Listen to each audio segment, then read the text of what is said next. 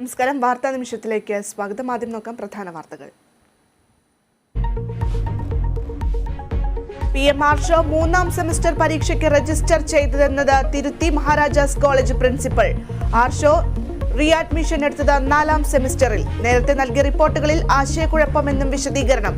Principal പറഞ്ഞ കാര്യങ്ങളിൽ നിന്നും മലക്കം മറിയുകയാണെന്ന് ആർഷോ. SFIക്കെതിരെ വലിയ ഗൂഢാലോചന നടക്കുന്നുവെന്ന് MV ഗോവിന്ദൻ. വ്യാജരേഖ ചമച്ച് ഗസ്റ്റ് ലെക്ചർ നിയമനം നേടിയ കേസിൽ വിദ്യക്കെതിരെ ജാമ്യമില്ലാ കുറ്റം ചുമത്തിയത്. വ്യാജരേഖ ചമക്കലടക്കം 7 വർഷം തടവ് ലഭിക്കാവുന്ന കുറ്റങ്ങൾ. വിദ്യക്കെതിരെ നിയമ നടപടിക്ക് കാസർഗോഡ് കരിന്തളം ഗവൺമെന്റ് കോളേജും ഗവർണർക്കും DGPക്കും പരാതി നൽകി KSU.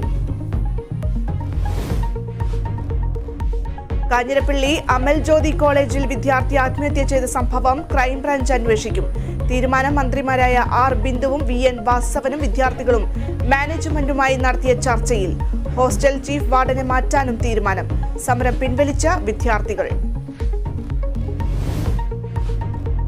കേരളത്തിൽ കാലവർഷം 48 മണിക്കൂറിനുള്ളിൽ എത്താൻ സാധ്യതയെന്ന് കാലാവസ്ഥാ വകുപ്പ്.